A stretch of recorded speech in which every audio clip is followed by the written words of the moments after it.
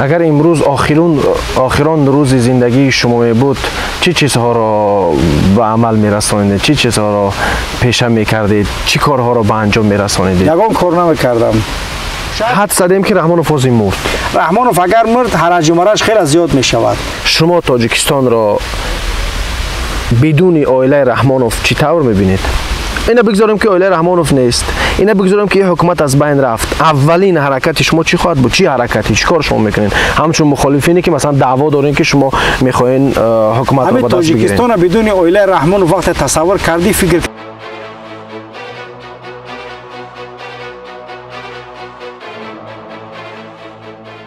کدام از نصیحت‌های پدر شما در یاد شما است؟ کدام از صحبت‌های جالبی که داشتن برای شما یعنی از یاد نرفتن نمی رود از یاد شما و شما شاید که بعضی‌ها در تنهایی در این باره کمی فکر بکنید؟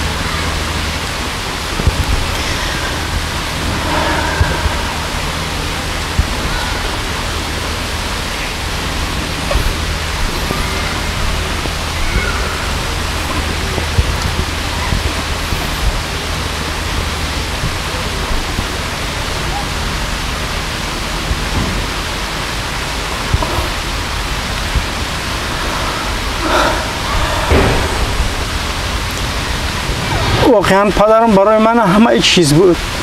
وقتی که انسان پدرش از دست می‌دهد فکر میکند که دنیا برای او یک چیزی خالی است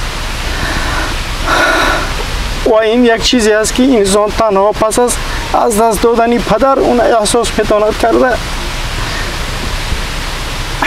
پدرم واقعا هم در مورد من خیلی سختگیری در مورد خواندن و در مورد بسیاری مسائل میکردن. هر کاری که انجام میدادم در مورد ترجمه کتاب‌ها بیشتر و بیشتر تشویق برام که بله بیشتر کار بکن و هیچ کاری که ناتمام میموند، هر کاری که از من ناتمام بود اون همیشه میگفت که نه این ناتمام نگذار، حتما این کار به اتمام برسان، بعد از اون با دیگر کار شروع کن. و پشت به کار بودن و تشویق کردن به هر کاره، یعنی این چیزی بود که همیشه از پدرم من یعنی گرفتم. پدرم بسیار رحمدل بودن، هیچ وقت از زبانشون در مورد هیچ کسی سخنی بدی من نمیشنویدم. یعنی اگر یک غیبت بد میدیدن و میشیشتن صحبت کردن در مورد هر شخصی و همیشه گمانی نیک داشتن، گمانی نیک با آینده نیک، گمانی نیک با این. وقتی با پولش رسیدن از ایشان پرسیدم، خیلی زحمت کشیدیم برای گذراندنشون، اول قبول نکردن و سبب ردی که در پولش برای من دادن اونم صحبت در نزد امبودسمن دولت پولند بود که سبب گشت که اونها پدر ما اجازت ورود دادن، ولی دیگر برای من پس از 5 روزش جواب رد اومد و جواب ردش همین خیلی بود که یعنی حاضر شب است حاضر روز است، گفتن شب است، یعنی کاملا یعنی یک چیزی غلط و یعنی بدون قبول شونده بود که ادوکات وقتی دید گفت امکان ندارد این مسئله چنین شدنش. ولی خوب دیگه مثلا ما برای شما 5000 مقاله پیدا کردیم ولی همه اونو تاجیکی بودن، ما خوانده نتونستیم. مثلا با مانند شما شخصانی که این مشکلات دارن در تاجیکستان زندگی دارن، شما برید تاجیکستان، یعنی چیزهایی که میتواند یک کودک میتواند اونها را تشخیص کنه که جواب دروغ است کاملا و آنها همش برقصدانه بود. خوب این معین بود این مسئله. در مورد آنچه که از پدر برای من مانده است، این همیشه تشویق کردن به کارهایی که در انجام اونها یک انسان باید پشت به کار باشد و باید که اون تا آخر رساند و پشت به کار بودن، خسته ناپذیر بودن. هیچ وقت من ندیدم که پدرم از هیچ کاری خسته شده باشد، یعنی همه کار باید میگفت که انسان انجامش بتیه و در میانه کار توقف نداشته باشد. واقعا متاسف هستم که چنین سوالهای سخت رو از شما کردم و شما وقتی که با محمد اقبال صدردین در یوتیوب یعنی با اصلاح نت با فکرم نیکنه شما با اصلاح نت معروف شدین، در اون وقت پدر شما زنده بودن، یعنی این نوارهای شما رو تماشا میکردن یا اینکه این بعدی وفات پدر شما بود؟ پدرم پس از اینکه از تاجیکستان با ضرب و شتم با ضرب و زیاد در سر ایشان زده بودن، دیگر چیزی گفتن نمیتوانست. تنها سخنی که میگفت فقط نام من میگرفت. تمام برادرانم شاهد هستند و یعنی که هیچ چیز دیگر در یادش زیاد مونده نبود و زیاد هم فکرم نمیکرد. تنها خاموش بود و گاه میگریست، گاه بعضی یعنی یک حالت سردرگمی بود که الله رحمتشون کرده باشد. همین قدر میتونم گفته که یعنی پدرم سال 2018 گذشتن، 2017 گذشتن و 2019 ما کار شروع کردیم. وقتی 2019 ما کار شروع کردیم یعنی 2019 ماهی ایول، ماهی رمضان بود دیگه. 2019 شروع کاری ما بود که پدرم 2000 یعنی از دنیا گذشته بودن. یعنی این حالتی بود که دیگر یعنی پدرم ندیدن کاری که در مسئله نوار، ولی مسئله کارهای کتاب و کارهای مقالات و آنچه که ما یعنی انجام میدادیم، اولا شوق نوشتن و شوق یعنی کتاب خواندن از پدرم برای من بسیار به میراث مانده است که من هیچ وقتی نبود که شب یک کتابخانه داشتن داخل میشدم، همیشه می نوشتند. یعنی کارشون نوشتن بود، کارشون تحقیق بود، تاریخ خیلی زیاد یعنی تحقیقات زیاد داشت و این از من از همون وقتا برای من یک چیزی یعنی که گذشته است که در مسئله نوشتن و در مسئله یعنی خواندن این چیزها از پدرم برای من این چیز میراث مانده است که میتونم بگم که کاملا از اون برای من گذشته است. یعنی همین درس خوانی و یعنی تعلیماتی که شما گرفتید در کشورهای زیاد درس هم خواندید، زندگی هم کردید، همینا همش با سبب دعای خیر پدر شما و پدر شما رو تحریک هم میکرد در این راه؟ بله الحمدلله خیلی زیاد هم تحریک میکرد و وقتی من ایجادم نمیره که اولین کتابی من نشر شد، وقتی که آدم کتابش نشر میشه پیش پدرش میره میخواد که یگان گپی خوب از پدرش بشنوه، گفت خوب است، یعنی چیزی دیگر از این بیشتر نگفت. وقتی کتاب دوم، سوم، چهارم، پنجم نشر شد گفت ان شاء الله که خوب شده ایستاده است.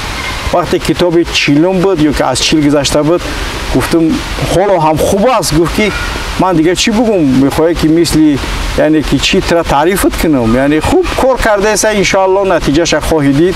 همین قدر یعنی برام گفت. ولی یک برادر دیگه بعد از اون با من بود، خوب اونم میداند نامش نمیگیرم، ولی اون گفت که بعد گفتمش که آخه چرا نمیگوی که خوب کاری خوب کردی؟ میگه من برای چی بگمش که کاری خوب کرده است؟ یعنی او کاری خوبش خودش باید بفهمه که کاری خوب انجام داده است و اون باید فراموش نکنه که برای به این چیز رسیدن منم تلاش زیاد کردم که اون به این چیز برسد، باید بیشتر بکنه.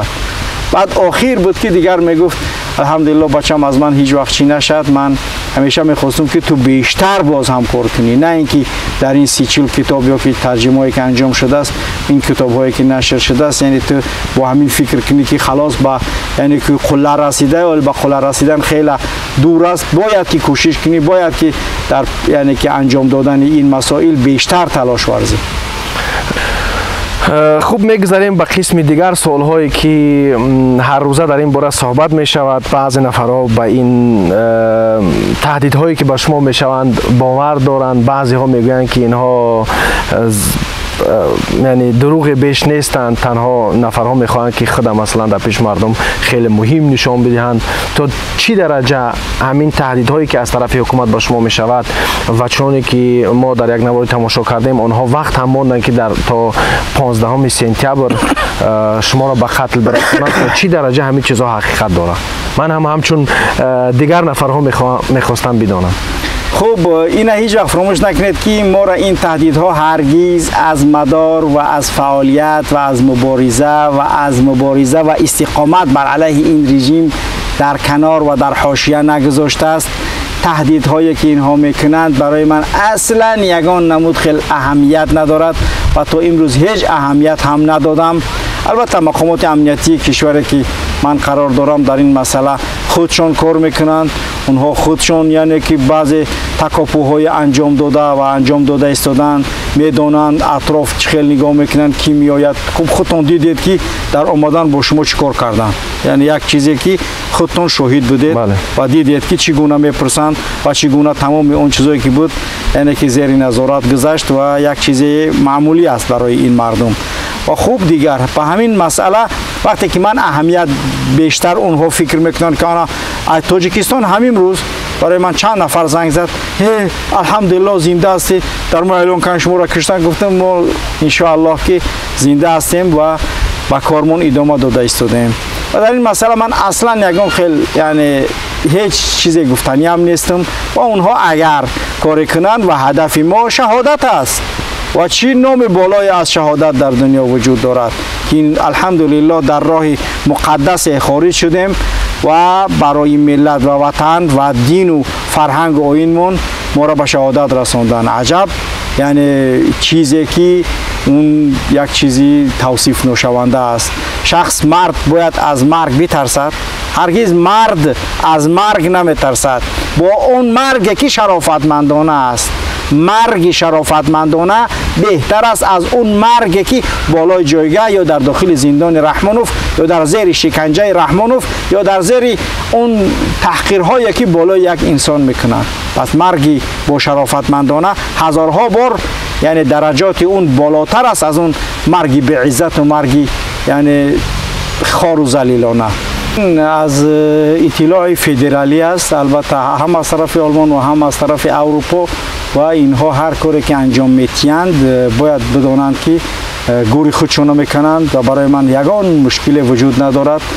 شهادت در راه مبارزه بالاترین مقام و منزلت است و در مورد این که مقامات اینجا همیشه همکاری میکنند و همیشه میپرسند و الحمدلله استاد محمدین کبیری در این مسئله بیشتر باز یعنی کارهای خوبتری انجام دادند در مورد کل اروپا و یعنی در این قضیه میتونیم بگیم که کلا آگاهی دارند و اینا نظارت دارند و این کاری که اینها میکنند ما میدونیم که رحمان و پیان خواه و آزاده یا که رستم این چیزا را میخواه.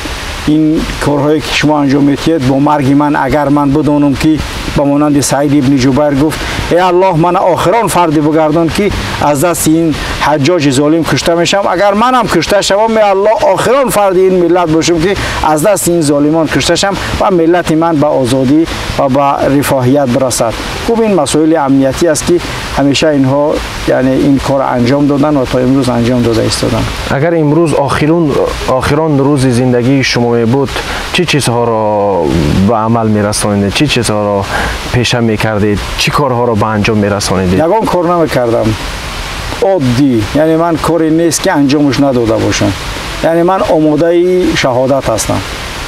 من برای شهادت وقت و ساعت و دقیقه معینی نگذاشتم و گذاشتنی هم نیستم و این که من قبل از مرگم چیکار کنم نه، الحمدلله تا امروز هر کاری کردم به خاطر رضای الله بود، به خاطر ملتم، به خاطر وطنم و اگر هر دقیقه مرگ منتظر من است منم ندای الله لبیک میگویم و هیچ کاری برای کردن هم یعنی نمیکنم. اما هر کاری که تو امروز انجام دادم خلاص یعنی من منظورم این است که یعنی که برای سبقت انجام دادن کاره یعنی هر کاری که کردم تو امروز کردم دیگر، یعنی من دیگر شتاب در کار نمیکنم، تنها لبیک به امر الله میگم و اون چیزی که الله سبحانه و تعالی از من قبولش کرده باشه شهادت تا خیلی خوب.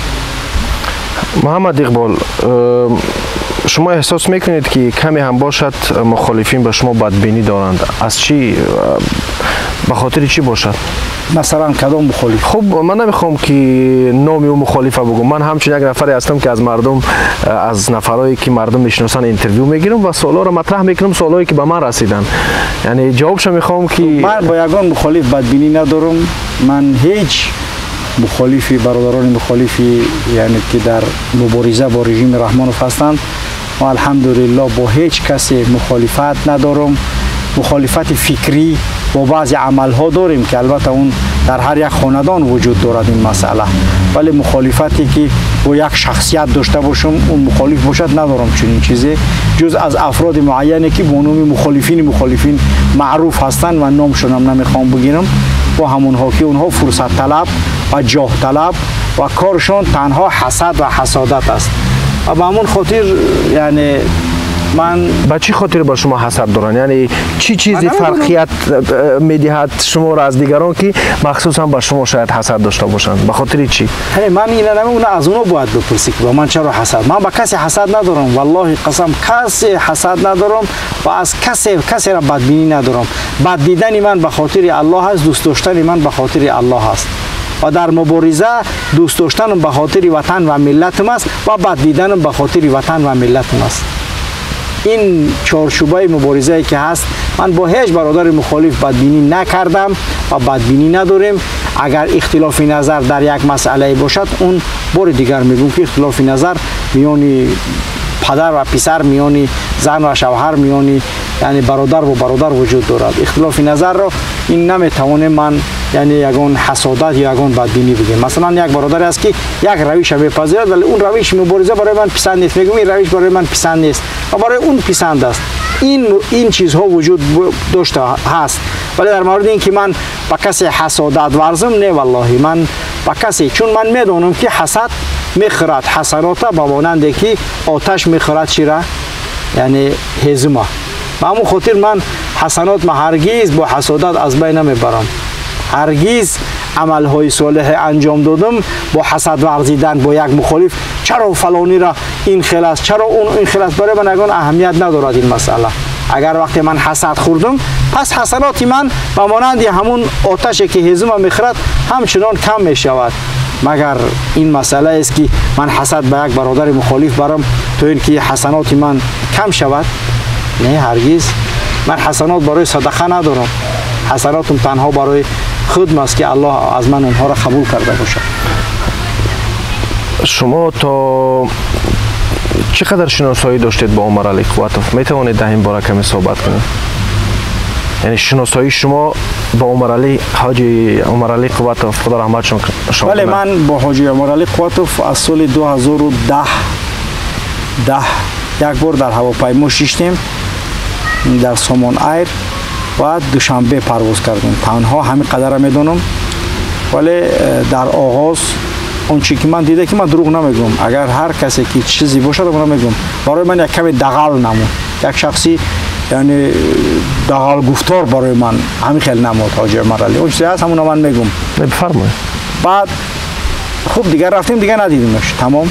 بعد از اون سال 2013 خوب شما هم در زیلا بودید و در اونجا صحبت داشتیم با عمر علی قواتوف و دیگر از کیپ شروع شد صحبت ما با مبارزه ها همین خیل، چون ما در بیشکک قرار داشتم و همین خیل دیگه شروع شد صحبت همون توسط اسکایپ، توسط وایبر و دیگر صحبت میکردیم در زیلا، در نوی تاجیکستان یک بود، دو بود، یک بود، در همونجا یعنی دو بود با فکرم، در همونجا صحبت میکردیم و سوالهای شرعی را من جواب میگفتم و بسیاری سوالهای شرعی را از من خودشم میپرسید و دیگر همین خیلی یعنی یک چیزی میانی. یعنی شما در مبارزه با حاجی عمر علی قواتوف نبودید یک جایه؟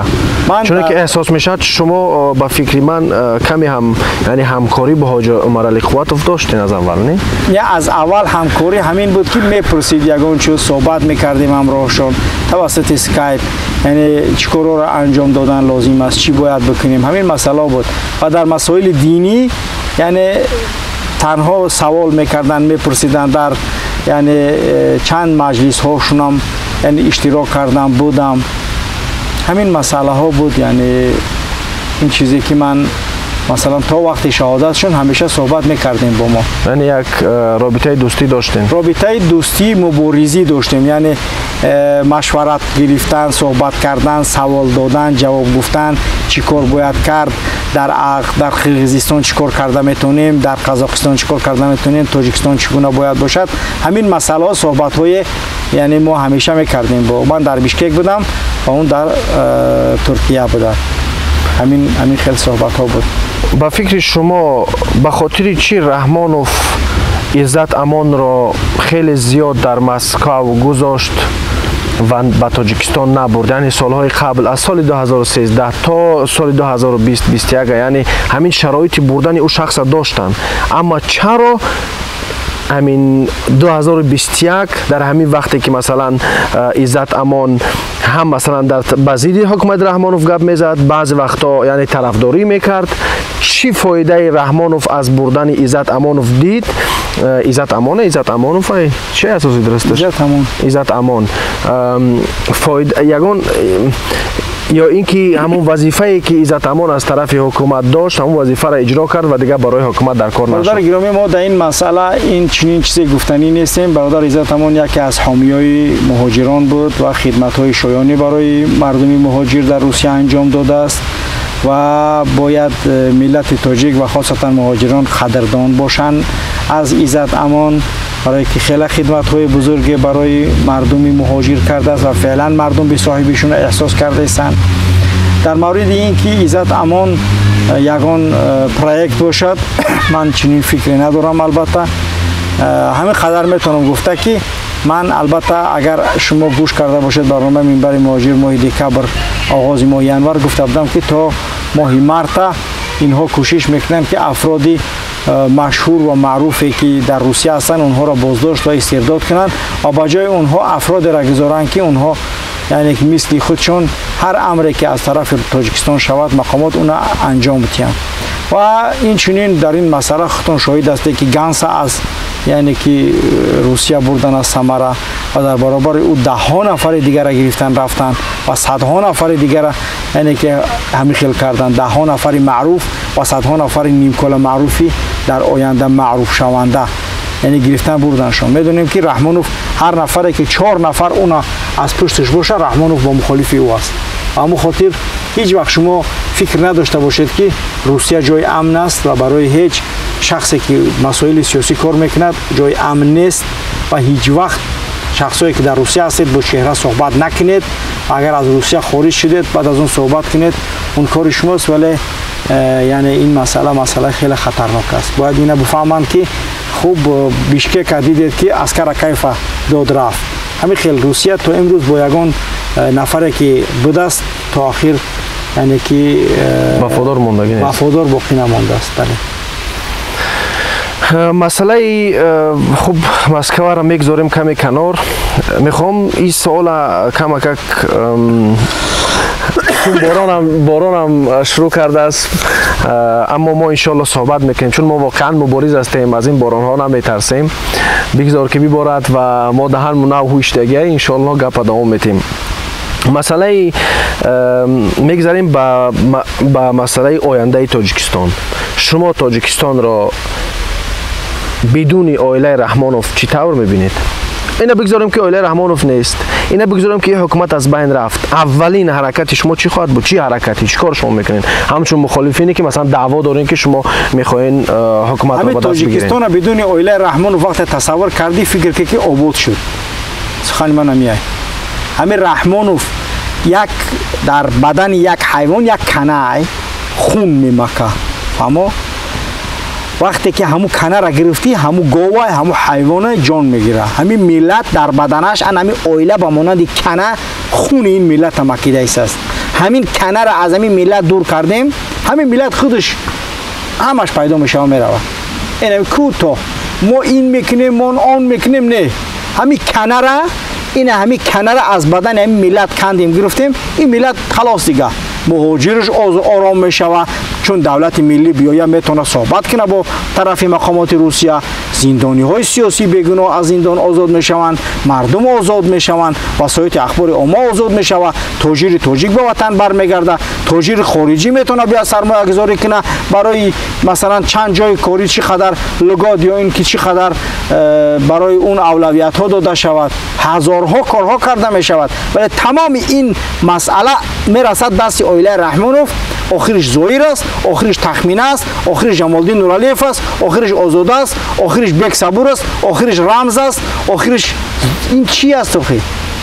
این دولتی ما تنها همین رحمانوف دمجه شتگی و کنه به بدن ملت خوی کردگیان تا اینکه یعنی این ملت بخران بمکن خونشا بروند.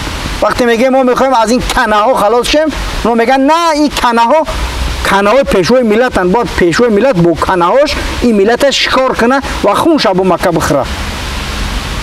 خلاص تاجیکستان بدون عائله رحمانوف فکر که خلاص دیگه والله قسم در 10-15 سال من میتونم بگم که دیگه مردم میان دمو کار میکنن. اگر هم دولت به شرط در دست ملت بزنه و افرادی که به این ملت بخوان خدمت کنن تمام. شما در بسیاری سخنهایتان میگویین که تاجیکستان یا اینکه رژیم رحمانوف، حکومت رحمانوف آنقدر باقی نمانده است، به نزدیکی از بین اینا خواهند رفت، یعنی به باوری کامل میگویند. چی چیزهایی را شما دیدین که مردم ندیدند؟ چی چیزهایی که شما میدونید که مردم نمیدونند؟ چطور به این باور هستین که به نزدیکی حکومت رحمانوف از بین میرود؟ اول اینکه برای هر یک چیز اجل است. برای هر یک چیز آغاز و انتها است. برای هر یک ایمپریا آغاز و سقوط است. در دنیا هیچ ایمپریایی وجود ندارد که آغاز داشته باشد سقوط نداشته باشد. بزرگترین ایمپریا ها سقوط کردند. رحمانوف که ایمپریا اولوی است، یعنی رسیده است به نهایت مطاف رسیدنش. وضعیت در داخل کشور نیاز به گفتن من نیست. ملت اون دیده است از خودش. چگونه من بگم که به همه قدر مصیبت های بالا ملت آورده است، باز هم رحمانوف در سر قدرت می باشد و آینده خوب انتظار است. تا وقت رحمانوف است آینده این ملت بد است. تا وقتی که رحمانوف سر قدرت هست یعنی این ملت توقع خیر خوبی نداشته باشد. به همون خاطر من همین خیلی احساس میکنم که وضعیت رحمانوف خیلی ناخوش و وخیم است و چیز دیگر اون از چنگال این ملت خشمالود نجات دادن نمیتواند. همین که دنغره رو میخواهند مرکزی ولایت کنند، همین رحمانوف با این کار چی چیز رو میخواهد برای ملت نشان بدهد؟ یا اینکه میخواهد نشان بدهد که ما با کلی همین دولت و ملت رو غصب کردیم و هر کاری که بخوایم میکنیم و کسی هم نمیتواند برای ما. نه، من این خیلی فکرش نمیکنم. رحمانوف میخواهد که برای مردم نشان بده که ما دنغره‌ام این وطن ما آباد کردم. رحمانوف همین میخواه بوده. یعنی هر کسی ای کلوبه وطن خچ خودش آباد کنه، هر کسی ای غرمه وطن خچ خودش آباد کنه.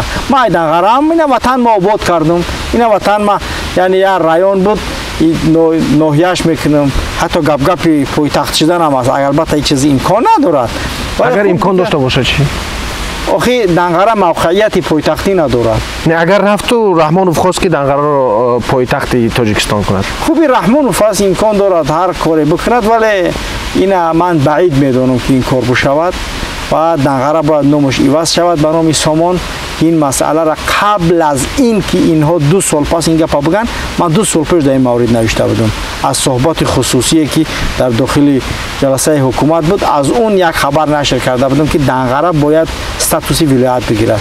پس از 2 سالی نشر اصلاح این مسئله برآمد. بعد از اون میگن که اصلاح از کجا خبر می آورد.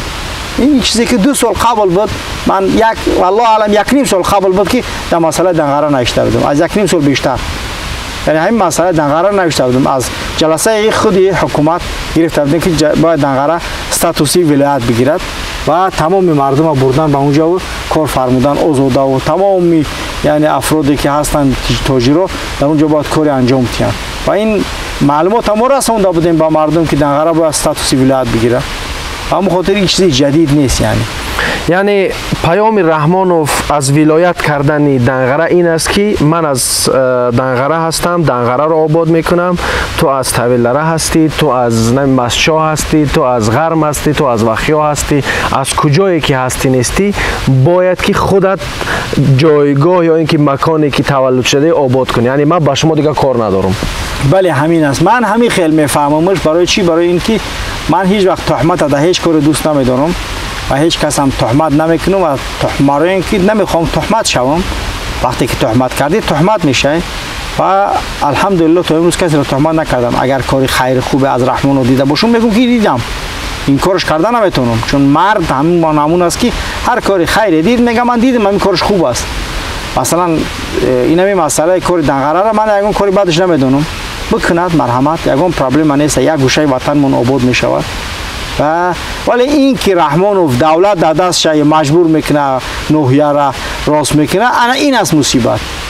یعنی اگر رحمانوف خودش با پولهای دزدیده خودش می آورد استادیوم و اونیورسیته دانشگاه یعنی تمامی چیزا را میگرفت راست میکرد اینفراستراکتورهای یعنی که زیرزمینی و تمام چیزا از پولهای دزدیده غارت شده اویلا خودش میوارد میکرد و میگفتیم ماشاءالله رحمانوف دزدیدشان بره آورد دنگره راست کرد ولی باز هم از پول همین ملت اون راست کرده است اینطوری نیست که رحمانوف خودش از پول خودش دنگره راست کرده باشه برای اینکه این مردم گشنه‌اند یا قیبچاقی‌ها این مردم خیلی گشنه‌اند یعنی رحمانوف به نظر دارین قیبچاقی بله رحمانوف یک شخص خیلی گرسنه و یک شخص اویلایی که تماما سری دگی نیست من گم موشوری که خیلی جمع میکنه یک اون جای خزینه‌اش پیدا کنه تا خش میکفه میبره رحمانوف دقیقاً رنگ همون است اون نمیخره خودشونا اونا را بعد یعنی که پولی که هست ان شاء الله با ملت برمیگردن اونها ولی رحمانوف برای ملت کار نکرده است که اون شایان تحسین باشد از خود ملت میگیره بر ملت میسازد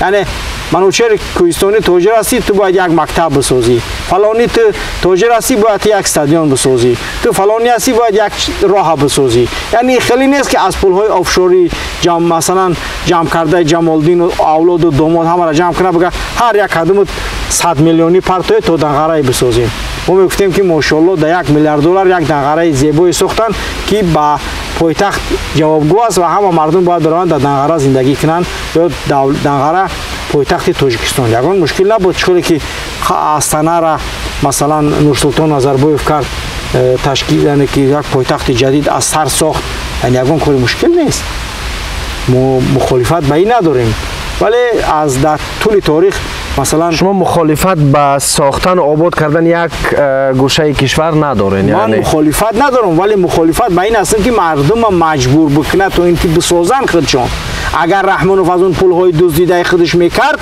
من اولین شخصی بودم احسن میگفتم با رحمانوف که دنگره را آباد کرد مردم مظلوم دنگره از یعنی که به آبی و از مصیبت و از این بدبختی ها خلاص شدن ولی از ملت میدزدد دنگره را آباد میکنه یعنی این غارتی روی راستی مردم تازه چون میدونیم رحمانوف هیچ چیز خودش راست نکرده است همیشه یگان چیز از فوند پیشوای ملت میگفته است ولی اون تاجر میگفته است که تو برای راست که یا که من راست میکنم پول در حساب من بگذارون من خودم راستش میکنم یعنی همین خیلی از کارش همه کارش دروغ است همه کارش شیطنت است همه کارش یعنی تو امروز به همین حالتهای بخی ملت آورده است رسانده است با فکر شما مخالفین در همین مبارزه پروپاگاندی که میبرند مثلا بر ضد حکومت رحمانوف تا چی درجه پیروز هستند در کاری تا چی درجه موفق هستند ما الحمدلله با صراحت میگم که 100% ما پیروزیم در مبارزه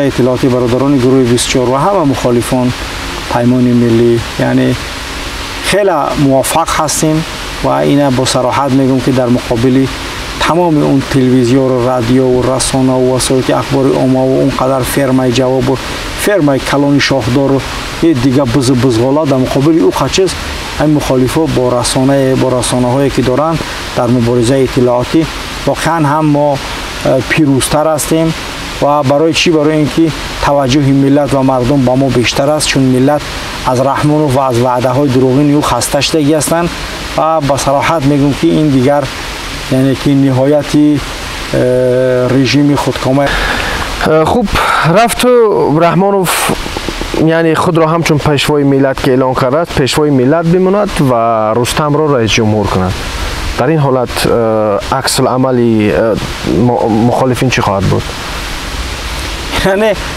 این یک مسئله است که رحمانوف این همیشه فکر دارد و بخشش چی سبب شده است که تا حال رحمانوف رستم را نگذاشته است مخالفت داخلی اویلا بسیار هم با واکنش های شدید روبرو هستند البته آزاده از یک طرف خودی سید مومین یتیموف و رمضان رحیمزاده به این مسئله یعنی که مخالف هستند چرا چون که اون بیاید دیگر اینها میروند وقتی اینها رفتن هر یک کدامش زندانی میشوند و سرنوشتی بده برای اینها انتظار است که همون آدمایی که ظلمشون کرده بودن همین دو را همون افراد یعنی بزشون میکشن گفتن ده با زبان تاجیکی با همون خاطر در این مسئله هم رمضان رحیمزاده هم یعنی که حتی یوسف رحمان و هم اس یتیموف یعنی که با کماندای آزاده و با اینها مخالفت دارن. مخالفت از اینگاهی که مون کم ترک ختم باشی و تاجان کار طبق رفتن بگی انشالله تنجی تو در سایه ای کار شکرده رفتن بگیرن. وقتی رستم بیاید برای اینها هم جای پا تنگ می شود. چرا؟ برای اینکه منافع است. وقتی که منافع در هر کجا که باشد منافع یعنی که آزاده منافع چون کلان یا کروگ خود رستم میآید حالا کروگ رحمانوف است. وقتی که از رستم آمد کروگ خود رستم میآید و وزیر یعنی باز هم زوجه زنی رستم با خشتبار زنی رستم با اونها یعنی اون مسئله دیگر است. مسئله قدرت و وزیرهای قدرتی هستند که وقتی وزیرهای قدرتی از شیکه رستم شدن وزیرهای سابق دیگر جایگاه اونها تنگ و همه اینها جنایتکار هستند و حتی خود وزیرها نمیخواهند که رستم بیاید. ولی خوب رحمانوف کارش انجام میتید و من یعنی که میتونم دیاگنوز کنم که حکومت رستم 3 ماه دوام نمیکنه انشالله اگر رستم در قدرت بیاید و این رحمانوف هم میدونه. به همین خاطر دانستنش است که حتی در انتخابات هم گپ بود که او را میخواهند رئیس جمهور کنند اما این کار را نکردن. واقعا چی سری در همینجا نهفته است که اگر رستم یعنی که من گفتم مخالفت شدید مقامات قدرتی ارشد گنرال اینها و خودی مخالفتی اویله اینها واکنش های هستند که رحمانوف اونها را میبیند و یگانه چیزی که این واکنش ها را خاموش کننده است خود شخصیت رحمانوف است که پس از رفتن شخصیت رحمانوف اگر خدای نخواسته بمبره وضعیت خیلی دیگر است یعنی کاملا فرق میکنه. ولی اگر زنده باشد حد زدیم که رحمانوف از این مرد. رحمانوف اگر مرد حرج و مرج خیلی زیاد می شود. حکومت اداره نشونده می شود. برای چی؟ برای اینکه هر یک کدامش میخواهد که هر چه زودتر یعنی که با اون هدف اصلی و اون کاندیدات مخصوص خودش که خودش از زیر حمایه اون میدوند همون برسه به قدرت و در اینجا جنگ کلان ها با وجود میآید و در این جنگ کلان ها میدونید که خیلی یعنی مشکلات زیادی با وجود میاد. به همون خاطر بازی یعنی مردن رحمانوف به ضرر مردم است. مردن رحمانوف بر فایده مردم است و بر ضرر اویله است چون بین خودشون زد و خورد شدید به وجود می آید چون که رسیدن رستم به قدرت منافع آزاده جمالدین زویر چند کس زیر خطر میموند. ولی وقتی آزاده بگه بشم با منفعت چند نفر دیگه زیر خطر میموند. ولی رستم فعلا آماده به همین هست چون رستم بیمار میگن یعنی گرچیکش میگن وضعیت کاملا فرق میکند. ما حاضی همین قدر میتونیم ببینیم که رحمانوف سایه هست که سایه او سبب شده است که همین اویله منسجم آرام ایستاده نظارت دارد و رحمانوف نمیتواند چون این وضعیت آماده کرده است برای شدن رستم ولی نمیخواهد که همین کار بشود در زندگیش ولی میخواهد که مثلا حرج و مرج ولی رحمانوف نیت دارد که رستم ماند و خودش همچون نظربایف پیشوای ملت در پشت پرده باشد و رستم این کارها را انجام دادن بگیرد. یعنی همین کارهایی که از توقیف در قزاقستان انجام میتیه رستم در تاجیکستان همین کارها انجام دادن بگیرد. ولی نمیدونیم که چیزی در اینجا نهفته است. ممکن است که اون سناریوهایی که در قرقیزستان گذشته ایستادن رحمانوف هم با ترس وادار کردگی است که در قرقیزستان مثلا دیده که عسکر کیف برگردوندیم آوردیم و دیدید که چی چیزا شد و این چیزها سناریوهایی هستند که روسیه ممکن است بعضی اخطارها به رحمانوف داده باشد یا اینکه بتید یا صحبت کرده باشد که این مسئله یعنی نازکی های زیادی داره. یعنی روسیه شاید گفته باشد به رحمانوف که امروز تو هستی با تو همکاری دارم اگر فردا که تو از طریق قدرت رفتی با اون حکومتی که نمیاد با او همکاری میکنم اگر تو که در روسیه هم باشی روانت میکنم پیش همون حکومتی که نو به کار اومده. روسیه میتواند همین قدر گپ بگه که من میخواهم با تو همکاری میکنم و با رستم نمیتونم همکاری کرده چون که این دیکتاتور شدگیه با یک نفری که یعنی از همون وزیرای خودت انتخاب کن بمان و من با اون همکاری میکنم و این مسئله حتی در کلانی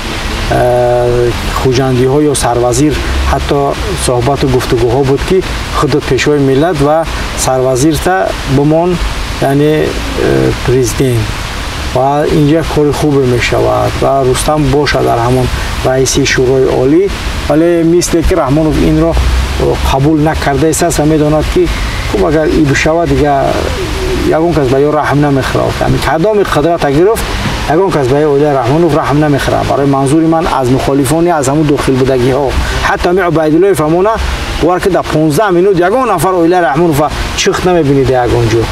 هر کسی را که بمونن از اینو باید اونا میخوان خلاص شوند، چون که بدبختی های ملت در دست همین های حکومت جدید بدون از بین رفتن اولای رحمانوف و همون مقامداران سطح اول درجه نمیتوند که حکومت جدید اعلان شود. برای که حکومت جدید هم شود همون مقامات و همون دزدی ها و همون کنه های یعنی پاره ملت در تنه ملت وجود دارد که اینها نمیگذارند که دولت و ملت پیش برود. به همون خاطر دولت جدید باید با مقامات جدید، با مقامات البته بلند رتبه را میگم مقامات پایانی اداره شوند و باشن، هیچ مشکلی در این مسئله وجود نداره.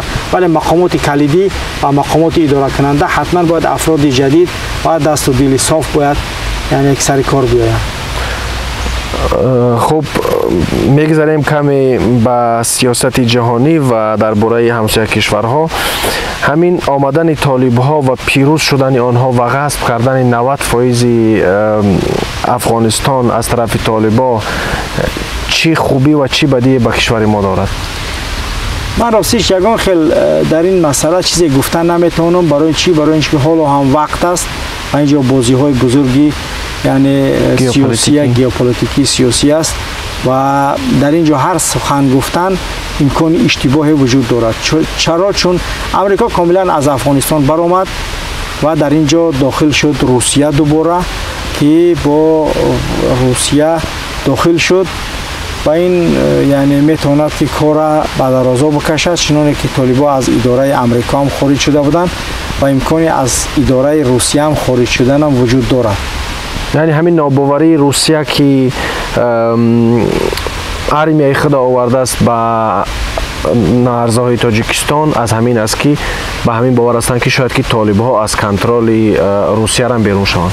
یعنی هیچ چیزا هم امکان دارد، ولی تا فعلا مثلا میبینیم که دستی دولت های اول قدرت که نمیخوان امریکا در سرحداتشون باشن و طالبا کمک کردن تا اینکه با امریکا بزنند. اینجا مسائل سیاسی است، باور کنید مسئله ژئوپلیتیکی منطقوی است که اینجا بازی های کلان است و در اینجا برای تاجیکستان یگان چیزی وجود ندارد. یعنی خوفی نیست برای تاجیکستان؟ من هیچ خوف نمیدونم برای تاجیکستان. برای چی؟ برای اینکه یعنی اونها نیاز ندارن به تاجیکستان. همون افغانستانی که هست همونجا را زیر اداره خودشون داشته باشن اگر اون خیلی گپ بزرگ است. ولی میبینیم که علمای بزرگ در افغانستان از حکومت کنونی خسته شدن، از حکومت کنونی افغانستان حکومت فساد زده خسته شدن و منتظر هستند. برای چی مردم خاموش بودن بعضی طالب؟ برای اینکه از حکومت یعنی اشرف غنی خسته شدن، از اشرف غنی و عبدالله خسته شدن و همون خاطر موندن گفتن خودش کار میکنی بکن. این یک مسئله هست که باید همه بفهمه و همین یک چیزی است که من همین قدر میبینمش و حالا بر وقت است.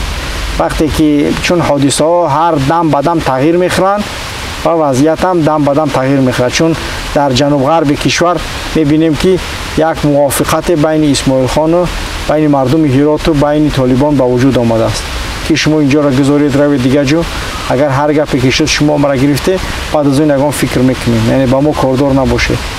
یعنی میتونیم بگیم ولی به صلاحیت کابل در هرات هیچ از دستش نمیآید. باز هم رو گشتن به همون کماندیرهای سابق امیر اسماعیل خان و توران جنرال اسماعیل خان که دیدیم که در چند روز اخیر چگونه فعال بود و جنگ نکردن. مردم هرات براش گفتن علمای هرات که جنگ نکن، تنها با اونها مذاکره کن، برای صحبت کن براشون، اگر خوب آینده میتونیم بعد معین کنیم. به همون خاطر یعنی حال و وضعیت خیلی عجیب است و دیگر استاد عطا هیچ قدرت ندارد، چون برای پول و مال یعنی که زیاد چیزاش از دست داد، حیثیت. چون بعد از میتونستیم بگیم که عبدالله که کاملا رفته بود، حتی یک کماندان نیرومند استاد عطا بود و یک شخصیتی که پس از استاد ربانی میتونست رئیس جمعیت اسلامی باشد، ولی چون مال و شهرت و دنیا کار کرد که اینه خب یک بازیچه کرد و فعلا هیچ ارزش و ابرو میانی مردم تاجیک و فارس داخل افغانستان ندارد. هر چی که صدا میکند ولی صداش بدون لبیک است.